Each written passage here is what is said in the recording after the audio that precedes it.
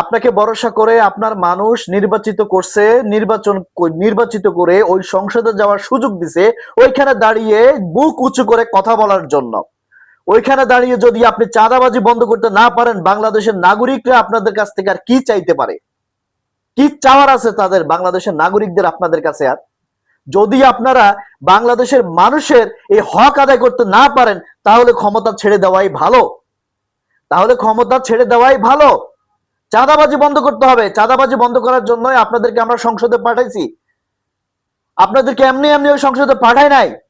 আপনারা চাঁদাবাজি বন্ধ করতে হবে। ওইখানে দাঁড়িয়ে চাঁদাবাজি নির্মূলের ব্যাপারে সিদ্ধান্ত নিতে হবে। দুর্নীতির বিরুদ্ধে আপনাদের জিরো টলারেন্স আপনারা জানান দেন। আপনাদেরকে আমরা ওইখানে শুধুমাত্র পাঠাইছি হাততালি দেওয়ার জন্য না, আপনার অঞ্চলের মানুষের উন্নয়নের জন্য আপনাকে ওইখানে পাঠানো হয়েছে। নিজের দায়িত্ব কখনো এড়ায় যাবেন না। দুই চারটা কথা বলে নিজের দায়িত্ব কখনো এড়ায় যাবেন না।